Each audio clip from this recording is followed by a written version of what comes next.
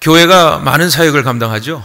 예배도 드리고 또 찬양도 하고 기도하고 말씀하고 또 그 밖에 구제, 선교, 전도, 예수님께서 우리에게 말씀하신 모든 사역들을 우리가 힘써서 감당을 하는데요. 예수님께서 성경 가운데에 말씀하신 그리고 명령하신 교회의 사명 가운데 가장 큰 비중을 차지해야만 하는 이 사역의 영역이 있습니다. 그것이 뭐냐 하면 양육입니다. 믿음을 지키려면 양육이 반드시 뒷받침되어야 됩니다. 내가 예수 믿고 구원받았다라고 하는 이 거듭남의 사건이 일어나면 그 다음부터 무엇을 할 것인가를 우리가 알고 그리고 무엇을 해야 하나님께 영광이 되고 그리스도를 따르는 것을 배워야만, 가르침을 받아야만, 그래야 믿음이 방향을 잃지 않고 목적을 잃지 않을 수가 있습니다. 이 양육이라는 말을 이제 영어로 풀어보면요, 디스플린이라고 하는데요. 디스플린은 양육이라는 의미도 있지만 훈련이라는, 트레이닝이라고 하는 훈련이라는 의미도 가지고 있습니다. 그래서 교인들은 교회에 오면은 그저 교인으로 머물러서는 절대로 안 됩니다. 세월이 흐름을 할수록 주님을 따르는 거룩한 제자로 거듭나야 합니다. 그것이 주님이 원하시는 바죠. 왜 그럴까요? 예수님께서 그렇게 하셨으니까 그렇습니다. 예수님께서 이 땅에 오셔서 3년 반의 공생애를 하실 때 예수님 뭐 도움 필요 없을 것 같아요. 예수님 혼자 다 하실 수 있어요. 그런데도 공생애를 하시기 전에 12명의 제자를 불러서 세우신다는 사실이죠. 그 12명의 제자들에게 이 땅에 하나님 되심을 증거하는 것과 그리고 참 사람으로서 살아가는 하나님을 향한 믿음의 방법과 모든 것들을 보게 하시고 듣게 하시고 체험하게 하시고 깨닫게 하시는 부분들을 계속 제자들에게 반복하여 가르쳐 주었다는 사실입니다. 12명의 제자들이 예수님의 가르침을 배우고 복음을 전하는 자로, 즉 증인으로 배움을 받고 가르침을 전하기 위해서 하나님께서 예수님을 통하여 특별히 12명의 제자를 세워주신 것을 우리가 볼 수 있습니다. 그들이 3년 반 동안 한 것은 그저 배우는 일이었죠. 예수님께서는 공생의 기간 중에 이 제자들에게 모든 사역 가운데 우리가 어떤 학자가 말하기를 80% 이상을 이 디스플린, 즉 제자를 세우는 데에 힘썼다라고 사복음서를 분석하면서 그렇게 얘기한 적이 있습니다. 그러니 제자들은 이 예수님과 함께 하면서 그들이 보고 듣고 본 바를 믿음으로 증거하기만 하면, 보고 듣고 깨달은 바를 믿음으로 증거하기만 하면 누가 또 다른 예수님의 제자를 만드는 겁니까? 성령이 그들을 통하여 또 다른 예수님의 제자를 세우고 이끌어간다는 것이에요. 그러니 2000년의 세월이 이렇게 흘렀음에도 불구하고 여전히 주님은 우리 눈에 보이지 않지만 우리가 성령을 받고 말씀을 배우고 가르침을 따라 순종함으로 말미암아 하나님 앞에 예배할 수 있는 자격을 얻고 그리고 그 예배를 통하여 하나님 앞에 세상을 향하여 증거할 수 있는 복음을 가르치고 행할 수 있는 제자로 부름을 받게 된 것입니다. 그 얼마나 대단한 사건입니까? 여러분, 교회는 사람의 제자를 세운 게 아니라 예수 그리스도의 제자를 세운다는 사실이죠. 그래서 교회는 복음을 전하든지 아니면 양육을 해야 된다라고 하는 이 사명을 반드시 지켜야 된다는 거예요. 그래서 모이면 말씀을 배우고 흩어지면 배운 말씀을 복음으로 전하는 이 사명을 감당하는 것이 바로 거룩한 성도의 의무와 책임이며 그리고 그것이 바로 제자의 살아가는 길이라는 사실이죠. 그러니 교회인의 의무의 책무는 바로 말씀을 듣고 말씀을 배우는 데 힘을 다해야 된다는 겁니다. 또 한 가지가 있습니다. 각자의 지경에서 배운 대로 증거하는 복음의 전도자가 되어야 하는데 여러분, 예수님의 제자가요 교회 안에 많으면 많을수록 교회는 어떻게 될까요? 당연히 성장하게 되는 것이죠. 예수님의 제자가 더욱더 많으면 많으면 어떻게 될까요? 교회는 성숙하게 되는 것이죠. 교회가 성장을 하면 뭐가 변화될까요? 가정이 변화됩니다. 또 지역이 변화됩니다. 더 나아가서는 나라를 변화시킬 수 있는 것이죠. 그래서 교회는 늘 가르치기를 힘쓰고 성도는 늘 교회의 가르침에 배우기를 힘써야 한다는 사실이에요. 주보를 보시면은 주 예수교회가 6월부터요, 매주 화요일 또 수요일 저녁에 성서 살피기라는 이러한 새로운 클래스를 개강을 합니다. 여러분, 배우셔야 합니다. 성서를 살피기보다는 성서를 아주 낱낱이 밝히고 또 발견하고 깨달아야 된다는 거예요. 그 주 예수교회는 가르침과 배움에 이 많은 일들을 감당하고 있다는 사실을 주보를 통해 알 수가 있어요. 이번에 장로가 되신 분들도 여러분 주보를 보시면 뭐합니까? 배우지 않습니까? 거기에 합당한 직분을 감당하기 위하여 장로 피택자들은 반드시 교회가 정한 기간에 모여서 교육을 받아야만 됩니다. 왜요? 장로도 양육을 받아야 장로다운 장로가 되니까요. 최근에 노회에서 장로 고시가 있었는데요, 우리 장로님 한 분이 뒤늦게 고시를 이제 보셨어요. 고시를 보시는데 제가 찾아갔었는데 깜짝 놀란 게 뭐냐면, 우리 장로님께서 두 팔을 걷고 와셔츠를 딱 하나 풀고 그리고 마스크를 쓰고 뭐 하시냐면 공부를 하시는 거예요. 제가 그랬어요. 장로님, 대강하세요. 붙어요. 걱정하지 마세요. 그랬더니 뭐라는 줄 아세요?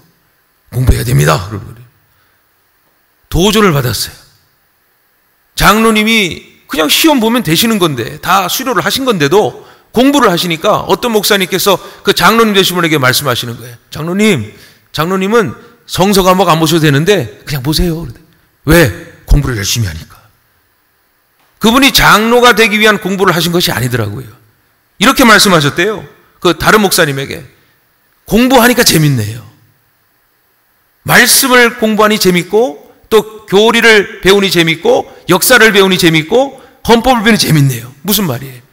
장로가 되기 위해 공부한 것이 아니라 장로가 되어서 어떻게 내가 장로로서 가르치고 배울 것인가에 열정을 가지고 있기 때문에 이 장로고시가 시험이 아니라 오히려 즐거움이 되고 기쁨이 되었다는 사실이죠. 이런 장로가 있는 교회는 복된 교회일 줄로 믿으시기를 축원합니다. 우리 장로님들 다 공부하시는 분이잖아요. 우리 장로님들 다 수고하시는 분이잖아요. 우리 장로님들은 살아있는 교과서 같아. 신앙생활의 본이야. 그래서 우리 장로님들을 보시면 늘 수고하고 애쓰고 정말 서로 사랑하는 일들을 보여주면서 살아있는 그리스도의 이 모습을 우리에게 증거하니까, 이런 교회는 복받은 교회예요. 이런 교회는 능력 있는 교회가 되었음을 주님의 이름으로 선포하고, 여러분, 더욱더 주님과 함께 나아가는, 배우고 또 깨닫는 성도가 되시기를 주님의 이름으로 축원합니다. 모든 교인들이요, 말씀을 배우고 훈련을 받아서 복음을 전하는 주님의 제자가 된다면 그거야말로 수만 명의 교회보다 하나님께서 칭찬할 교회요, 복될 교회라는 사실이에요. 지금도 우리는 하나님 앞에 예배하지 않습니까? 이 예배를 통해 우리는 설교를 듣는데요, 즉 말씀을 듣고 있죠. 그럼 이게 뭘 하고 있는 거죠? 하나님의 말씀을 예배 가운데 배우고 있는 거예요. 듣고 있는 거란 말이에요. 그런 점에서 예배도 일종의 양육이라고 볼 수가 있는 거예요. 제가 기독교 교육과를 나왔는데요, 이 기독교 교육과에서 말하는 게 뭐냐면, 기독교 교육의 가장 총체적인 이 교육 방침 중에 하나가 뭐냐면 예배예요. 예배. 예배에 기독교 교육의 모든 것이 다 들어가 있다, 포함되어 있다라고 가르친단 말이에요. 왜요? 예배를 드리면 기도 배우죠, 말씀 배우죠, 찬송 배우죠. 그거야말로 거룩한 우리가 하나님께 예배하는 모든 것 속에서 기독교 교육이 다 묻어난다는 사실이에요. 그러니 여러분의 자녀 이 신앙의 양육을 위해서 고민하시고 어떻게 하면 우리 아이들이 예수 그리스도를 영접할까라고 생각을 하시는데, 제가 한 가지 팁을 알려드릴게요. 아이들의 영성과 인성을 모두 다 잘 될 수 있도록 할 수 있는 방법은요, 여러분 때마다 아이들을 모아서 가정 예배를 드리는 거예요. 요즘 가피풀이라고 하는 이 웹사이트를 가면요, 책이 나오는데 그 책이 다 아무래도 시대가 코로나 시대니까 다 가정 교육, 가정 예배, 가정 양육에 관한 말씀들이 막 쏟아지게 나오고 있습니다. 아주 유명한 목사님들이 계속 그런 관련된 책을 쓰는 이유가, 이제는 모이는 예배에서 흩어지는 예배로 자꾸 이렇게 발전이 되니까 가정에서 예배를 드려야 아이들의 영성이 성장하고, 여러분 영성이 성장하면 도덕과 윤리는 기본이에요. 하나님이 역사하시기 때문이죠. 그러니까 어릴 때부터 가정에서 예배를 드린 자녀들은 그 예배를 어떻게 알겠습니까? 예배를 내 삶의 일부로 인식하고, 그리고 그 예배는 거룩한 습관으로 남아서 그가 하나님이 부르실 때까지 어머님처럼 아버지처럼 예배하게 된다는 사실이에요. 또한 가정이 이 예배하는 자녀를 세우면은 하나님과의 관계를 세울 수 있어요.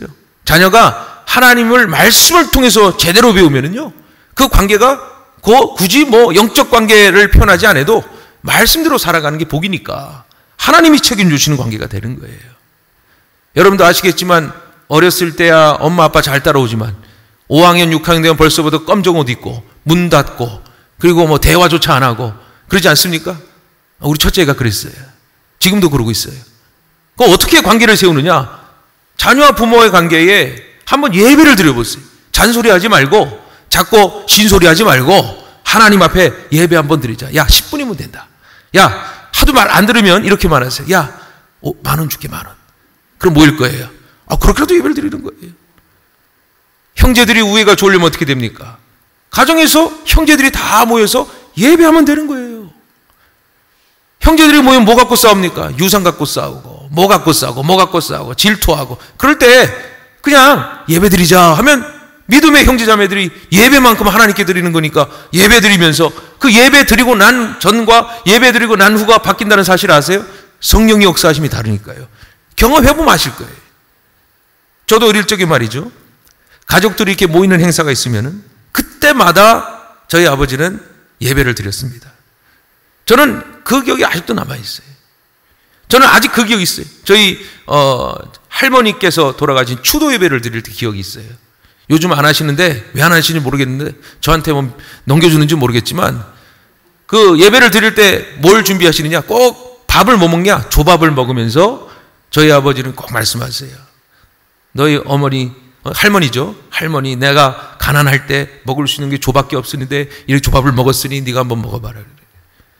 그러니까 그 예배의 모든 흐름이, 영성의 흐름이, 그리고 가정 예배를 통해서 저는 아직도 기억하고 있는 거예요. 아직도 그 유산을 가지고 있는 거예요. 저 역시도 마찬가지예요. 저희 이 둘째, 셋째 딸, 둘째 아들, 셋째 딸은 무조건 월삭 기도회, 새벽 기도는 무조건 나오는 거예요. 수요, 금요 무조건 나옵니다.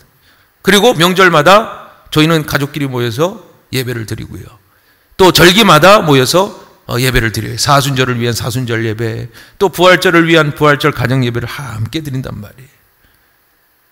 그리고 심지어는요, 저는요, 제 기억이 너무 좋아서요, 우리 둘째 아들은 6학년입니다. 6학년인데 예배 방송실 보조로 저 전송 보냈어요.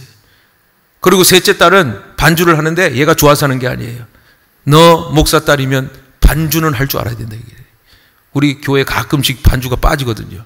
그러니까 우리 딸내미가 제일 보증수표니까 너는 예배 반주를 위해 피아노 배우는 거지 너 실력적으로 한 거 아니야. 아빠 안 하면 안 돼요. 시끄러워해. 말이 많다. 권사님 딸이 가르쳐 주는데 그거 하라고 시키는 거예요. 그러니까 이렇게 이제 우리 자녀들까지도 다 이용하는 거죠. 이용이라기보다는 가르치는 거죠. 저번 주에 집사님 한 분하고 식사를 이렇게 하는데 집사님께서 저한테 이런 말씀 하시더라고요. 목사님, 애들이 어린데 벌써부터 교회 봉사를 하는 것이 제가 보기에는 조금 안타깝습니다 라고 했어요. 그래서 제가 말씀드렸어요. 집사님, 저는 집사님 생각과 전혀 다릅니다. 저도 어릴 때부터 교회에서 자랐고 또 교회에서 훈련받았고 교회에서 저도 뭐 중학교 때 고등학교 때 청년부 형들하고 또 중고등부 형들하고 같이 봉사하고 같이 일했던 기억이 있습니다. 이 기억이 나쁘더라면 제가 아이들을 시키지 않았을 텐데 교회 일을 한다는 것은 애들이지만 먼저 하나님께 섬기고 그리고 봉사하는 일이 얼마나 귀하다는 것을 가르친다는 것은 저는 부모로서의 굉장한 자부심이고 굉장한 기쁨입니다 라고 말하는 거예요. 제가 여러분 이렇게 지금 강단에 섰을 때 물론 저를 아시는 분들은 아주 옛날에 계시던 분이시겠죠. 이래봬도 여기서 신앙생활 했는데요, 저희 어머니가 예배를 얼마나 사모하시는지 자기만 사모하면 되는데 우리 삼형제를 때려가면서 예배를 드리겠단 말이에요. 여러분 기억나십니까? 옛날 예배는 아침부터 저녁까지 있는 거, 오후까지 드린 거예요. 어린 나이에 예배를 드린 거예요. 예배 드리다가 도무지 내가 예배를 드리기 싫어갖고 질려가지고 한때는 가출한답시고 도망간 적도 있어요. 그럴 때마다 엘리 제사장이 얘기를 하시면서 망하는 꼴 보고 싶냐, 죽는 꼴 보고 싶냐, 뭐 이런 말씀을 하셨지만 지금 나이가 들어서 참 잘하셨다. 우리 어머니의 이 가르침은 참 옳은 가르침이다. 욕만 안 했으면 좋았을걸, 이 생각을 하게 됩니다. 지난 과거를 돌이켜보면 신앙에 관한 모든 양육은 뭐 목사가 아니어도요 참 잘 가르치셨다. 어릴 적부터 저희 아버지는 늘 새벽 기도를 마치고 시골 목회를 하실 때 항상 말씀 자랑이니까 기억이 이거밖에 안 남아요. 맨날 맞은 얘기밖에 없어요. 저는 3명 다 엉덩이 툭툭 때리면서 가자, 어디 올라가냐면 화군산이라는 데 올라가지고, 그것도 얼마나 높은가 하면 내 기억이 납니다. 그 산에 발칸포 부대가 있었으니까 굉장히 높은 거예요, 여러분. 올라가가지고 하는 말이 뭐 기도해 줄게, 그걸 기도하는데 졸려갖고 비몽사몽간에 이런 기억들이 그때는 죽을 만큼 싫었는데 지금은 아, 감사하다. 참 우리 아버지 감사하다. 얼마나 감사한지 몰라요. 그 가정에 이 예배를 세우는 거 그냥 예배 드리는 행위가 아니에요, 여러분. 자녀들과 부모의 이 영적 관계를 세우는 거예요. 가정이 믿음으로 돈독해지는 거예요. 가정에 사랑이 가득하지만 거기에 믿음이 더해보세요. 하나님의 약속이 임하고요, 하나님의 축복이 임한단 말이에요. 그러니 이 가정은 자녀에게 수학, 국어, 영어도 가르치는 거 중요하지만 말씀을 가르치는 것도 굉장히 중요하다는 사실이에요. 제가 평택에 목회를 하러 가면서 진짜로 많은 유형들의 교인들을 많이 만나봤습니다. 그런데 이 그분들의 공통점의 한 가지를 제가 발견하게 되는데, 한 가지가 뭐냐 하면요, 성경을 잘 모른다는 거예요. 성경을 모르니까 자기 소견대로 말씀에 대하여 오해를 하면서 그걸 전부 다 목사의 이 잘못이라고 떠넘기는 겁니다. 성경 말씀을 모르니까 설교자가 선포하는 하나님의 뜻을 제대로 받아들이지 못하고 꼭 생각하기를 목사님이 오늘 나를 지목하여 말씀하셨어. 성령이 그를 깨닫게 하신 건데 말씀을 잘 모르니까 말씀 가지고 나를 찔렀어. 이런 표현들을 많이 하시는 걸 봤어요. 개척 당시를 생각해 보면 성도들을 이렇게 볼 때 어떤 마음이 들었냐면 마치 출애굽을 하고 광야에서 이리저리 다니면서 불평불만하는 그러한 공동체 같은 느낌이 들 정도였습니다. 그 이유가 있었어요. 교회를 개척해 보니까 서로를 잘 모르는데 서로에게 부딪히는 것도 있고, 또 목사와 교인들 간의 유대관계, 신뢰관계가 아직 세워지지 않으니까 기존의 신앙들을 갖고 오셔가지고 그거에 맞춰가지고 새로운 이 목회의 방향들을 이해하지 못하고 깨닫지 못하는 부분들이 굉장히 안타깝다는 사실이죠.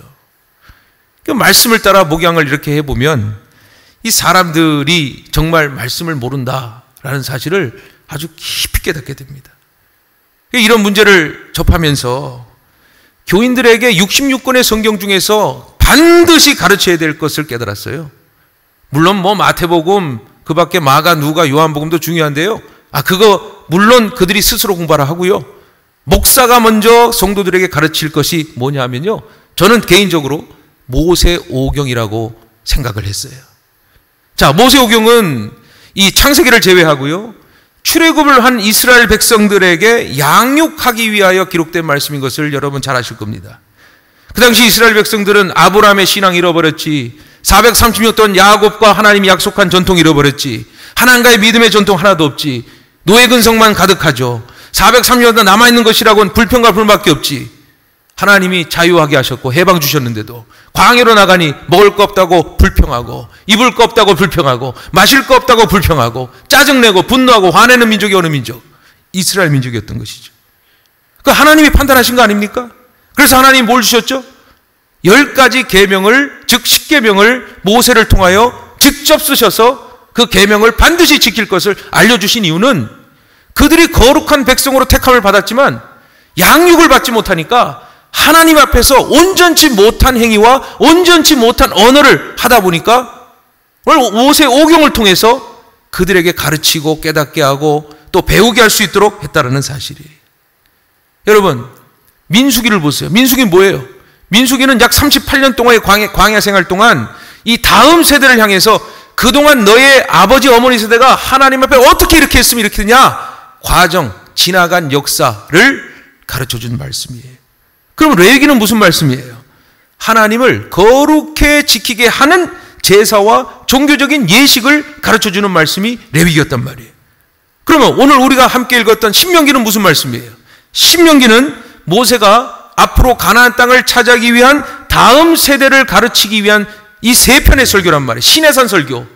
근데 이 설교 신명기의 의미는 뭔지 아세요? 신명기는 바로 두 번째 율법이라는 의미를 가지고 있는 거예요. 즉 무슨 말이냐? 신명기를 통해서 다시 한번 하나님의 율법을 강조하고 반복하여 너희들이 떠나지 말아라. 가나안 땅에 가면 분명히 너희들은 이 이방과 다른 세상에 넘어갈 것인데 반드시 하나님의 율법을 지켜라. 이것을 다시 한번 재교육하기 위하여 신명기의 말씀을 기록하고 있다는 거예요.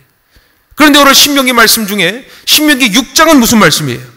하나님께서 모세를 통하여 믿음이란 말씀을 듣는 것으로부터 비롯되는 것이다 라고 하신 말씀, 즉 쉐마라는 말씀으로 우리에게 전해주고 있다는 거예요.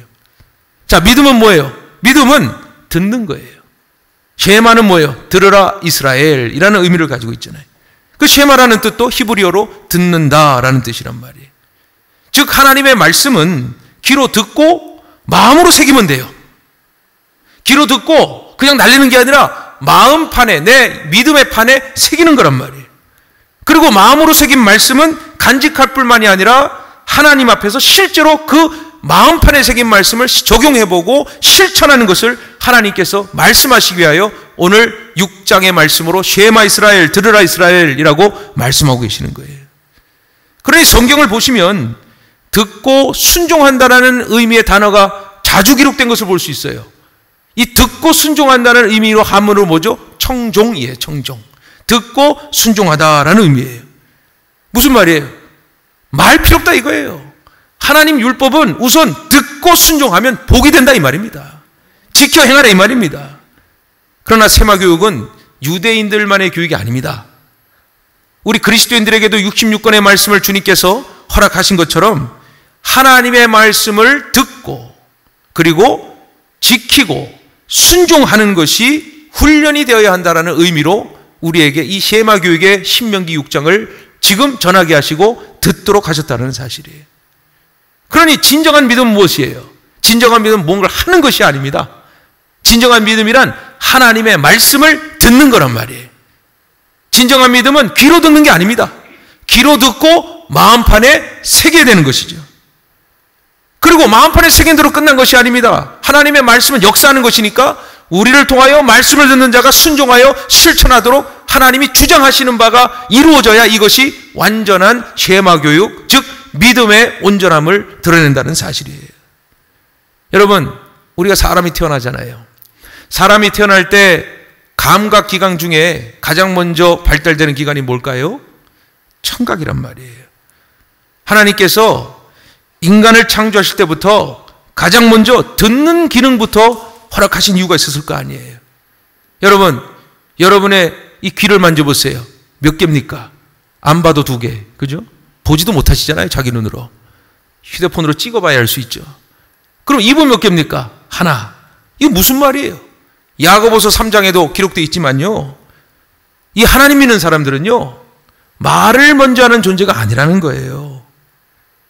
하나님의 말씀을 듣고 말을 하는 거예요. 즉 하나님의 말씀을 듣고 하나님의 뜻에 합당한 말을 하는 거예요. 다만 하나님의 말씀을 2배 더 듣고 그리고 2배 들은 말씀을 잘 이 성령으로 인도하심으로 말미암아 내가 다시 한번 곱씹어보고 참고 인내하여 1이라고 하는 말을 0.5로 즉 절반으로 만드는 말이란 말이에요. 2배로 귀로 듣고 양귀로 듣고 한 말로 말하되 2귀로 들은 것을 다 말하는 것이 아니라 진짜로 하나님이 원하시는 바를 말할 수 있도록 하나님이 절반으로 입을 하나로 만드셔서 그 말을 절제하고 경건하고 거룩하게 역사하시기를 바란다는 거예요. 그러니까 교회는요 말하는 데가 아니고요 듣는 데란 말이에요. 뭘 들어요? 말씀을 듣는 거예요. 그렇다고 해서 막 권사님들 불평, 집사님들 짜증 그런 거 들으라는 게 아니에요. 그때는 딱 막아버려야 돼. 딱 막고 예배까지는 우리가 말씀을 듣고 그리고 옆에 사람이 뭐라 그러든 주여 저 입을 주장하여 주시옵소서. 또 쓸데없이 주여 저 입을 제동추에 꿰매 주시옵소서 그러지 마시고 주여 저 입을 주장하여 주시옵소서. 여러분 신명기 6장 오늘 말씀해 보시면은 이런 말씀이 있죠. 이스라엘아 듣고 삼가 그것을 행하라. 그리하면 네가 복을 받고 네 조상들의 하나님 여호와께서 내게 허락하심 같이 젖과 꿀이 흐르는 땅에서 네가 크게 번성하리라 라고 되어 있어요. 그리고 오늘 말씀 3절에 다 나와 있습니다. 설교할 필요가 없어요. 이 말씀이 쉐마교육인 거예요. 그분의 말씀을 듣고 순종하면, 그리고 그분의 말씀으로 듣고 순종하는 것이 그 말씀을 지키는 삶이다.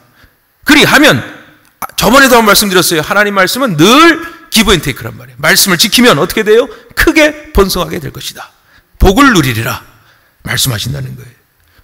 오늘 본문 4절을 보니까 하나님께서 이스라엘 백성들에게 말씀을 듣는 것을 재차 강조하고 있는데 뭐라고 말씀하고 계십니까? 이스라엘아 들으라. 우리 하나님 여호와는 오직 유일하신 하나님이시니 라고 되어 있어요. 누구 말 들으라는 거예요? 하나님 말 들으라는 거예요. 너희들이 어떤 존재냐 이거예요. 하나님께 택함 받은 존재라는 거예요. 그럼 누구 말 들어야 되는 거예요? 당연히 하나님 말씀 들어야죠. 우리 자녀가 있어요. 자녀가 있는데 아저씨가 와가지고 사탕 주면서 내 말 잘 들어 그런단 말이에요. 그럼 우리 뭐라 그래요? 내 애예요. 내 말 들어야 돼요. 애가 누구 말 들어요? 당연히 부모 말 듣지 않습니까? 그 모세가 하나님의 입술이 되어서 하나님의 말씀을 전할 때에 이스라엘을 어떤 민족이라고요? 유일하신 하나님을 믿는 거룩한 민족으로 삼아주셨다는 거예요. 그러니 하나님 하신 말씀에만 집중하고 하나님 말씀을 들으면 어떻게 된다고요? 하나님께서 너희를 책임져 주시고 축복하여 주실 것을 말씀하고 있는 거예요. 그런데 성경에는 이 신명기의 쉐마 교육이 있을 뿐만이 아니라 신약으로 넘어가면 로마서 10장 17절에 이렇게 돼 있어요. 믿음은 들음에서 나며 들음은 그리스도의 말씀으로 말미암느니라 라는 말씀이 있어요. 그러니 여러분 신약과 구약이 증거한 게 뭐예요? 항상 말씀을 들으라는 거예요. 사도 바울은 유대인을 향하여서 구약에 기록된 메시아가 예수 그리스도 아니냐, 예수 그리스도가 메시아로 성취되었다. 그런데 유대인들은 어떡합니까? 그 말을 들으려고 하지 않는 거예요. 그래서 사도 바울이 마지막 이 10장 21절의 말씀을 통하여 이렇게 말하지 않습니까? 유대인들에게 하나님께 순종하지 않았다라고 기록하고 있는 것을 볼 수가 있어요. 즉 예수 그리스도의 말씀을 듣지 않았다라고 기록한 것이란 말이에요. 또한 오늘 본문 5절을 보시면은 모세가 이스라엘 백성들에게 두 번째 하나님의 말씀을 전합니다. 이렇게 전하죠. 너는 마음을 다하고 뜻을 다하고 힘을 다하여 내 하나님 여호와를 사랑하라. 그런데 이 말씀이 어디에 반복되어 있어요? 마가복음 12장에 보시면 예수님이 그대로 말씀을 하십니다. 예수님께서 이렇게 말씀하시죠. 똑같이요. 내 마음을 다하고 목숨을 다하고 뜻을 다하고 힘을 다하여 주 너의 하나님을 사랑하라. 쉐마 아닙니까? 오늘 쉐마 말씀을 예수님이 반복하여 다시 한번 말씀하시는데, 그리고 그 말씀을 통해서 예수님 뭐라 그러는지 아세요? 이것이 바로 첫 번째 계명이다. 즉 하나님을 사랑하는 것이 말씀을 듣고 순종하는 것이다 라고 우리에게 다시 한번 반복하여 강조하고 가르치고 있다는 사실이에요. 오늘 말씀해 보시면은 7절과 9절의 말씀을 통하여 이 모세는 쉐마 교육의 구체적인 이 방법까지도 가르쳐주고 있는데요. 7절과 9절을 보시기를 원합니다. 내 자녀에게 부지런히 가르치며 집에 앉아있을 때든지 길을 갈 때든지 누워있을 때든지 일어날 때든지 그 말씀을 강론할 것이며 너는 또 그것을 손목에 매어 기호를 삼으며 내 미간에 표를 삼고 또 내 집 문설주와 바깥문에 기록할지니라. 무슨 말이에요? 24시간 주의 말씀이 떠나지 않도록 너의 집에 말씀의 복이 임하도록 너의 삶에 말씀이 기억되고 그 말씀으로 따라 사는 삶의 축복이 임하도록 모세는 구체적으로 장소와 시간을 초월하여 말씀을 늘 품고 말씀을 기억하고 말씀을 실천할 수 있도록 이렇게 거듭 강조하고 있는 것을 볼 수가 있습니다. 사랑하는 성도 여러분, 쉐마 교육이 우리에게도 중요하지만 우리 자녀들에게 참 중요한 것이죠.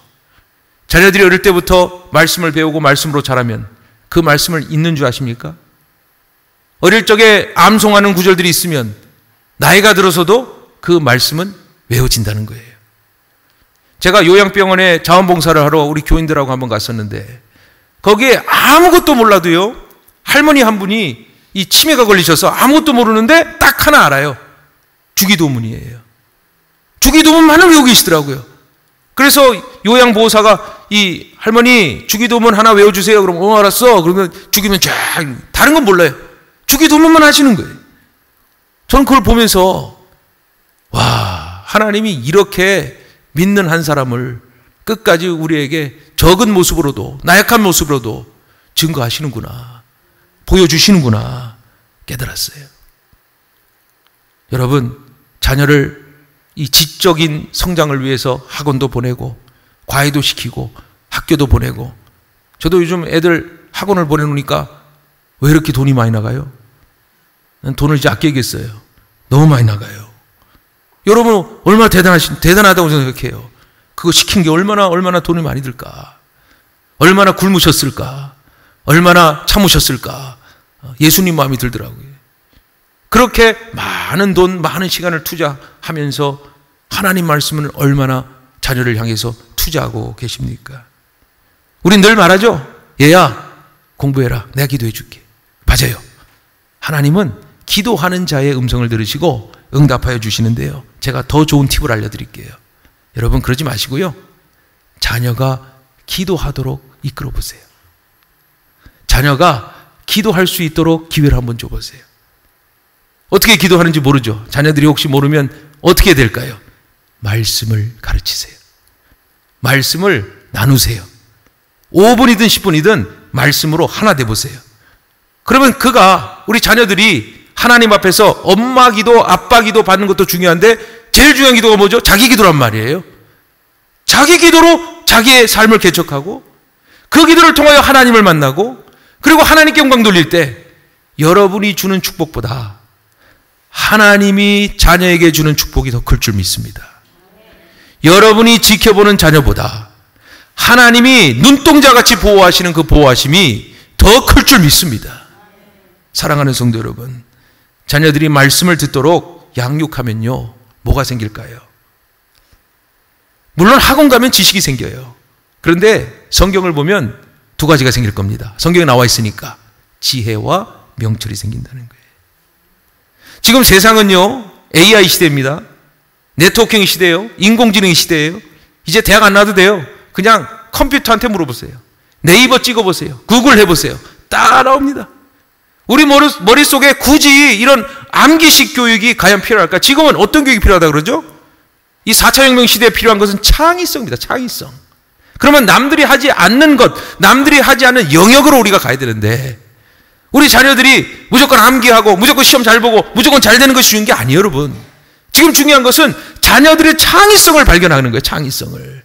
자녀들의 특기를 발견하는 거예요. 그럼 뭐가 필요하겠습니다? 지식은 이제 다 갖고 있어요. 우리 자녀에게 특화된 게 뭐가 있어야 될 게 아닙니까? 저는 그렇게 생각합니다. 말씀의 지혜가 임하면, 그의 영성이 살고 그의 영성이 역사되면 하나님이 아무도 모르는 지혜를 주시다 그러는 거예요. 예수님 말씀하시죠. 성령이 너에게 임할 것이다. 그리고 이 땅에서 받을 수 없는 하늘에서의 평안이 임할 것이다 그러죠. 성경은 하나님의 말씀이에요. 그 말씀을 한번 가르쳐 보시라고요. 우린 누구처럼 되기를 기도합니까? 우리 자녀들이. 여러분 각자 원하시는 어떤 위인들, 또 유명인사들, 아니면 지금 바라는 비전들, 이상들을 가지고 우리 자녀가 이렇게 되게 해주세요, 이렇게 되게 기도하죠. 그래요. 현실적인 것을 위해 기도하는 것도 참 중요한데요. 저는 이렇게 말씀드리고 싶어요. 이 시대가 믿음으로 지탱하기는 어려운 시대이니 믿음으로 승리하는 시가 되게 하셔서 하나님, 누구처럼? 다니엘처럼, 엘리야처럼, 다윗처럼 기도하고 하나님의 보호하심과 하나님의 능력으로 하나님의 일을 할 수 있는 축복받는 자녀 되게 하여 주시옵소서. 그러면 여러분만 기도하면 안 돼요. 자녀들도 기도해야 된다는 사실이에요. 지금 이 시대를 많은 목회자들과 성서학자들이 말합니다. 사사시대라고 말합니다. 왜 사사시대입니까? 사사시대는 뭐가 문제였습니까? 사사기를 보시면 알 거 아니에요. 21장 25절에 이렇게 말씀으로 마무리 짓지 않습니까? 사사시대 마지막 말씀이에요. 잘 들어보세요. 그때에 이스라엘에 왕이 없었으므로 사람이 각기 소견에 따라 행하였더라. 이거 난리도 아닌 거예요. 이스라엘 왕이 누구예요? 사람이에요? 하나님이었단 말이에요.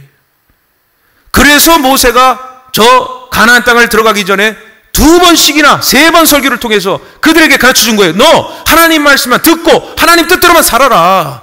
하나님이 비 내리게 하신다. 하나님이 너 먹여주신다. 하나님이 함께 하신다.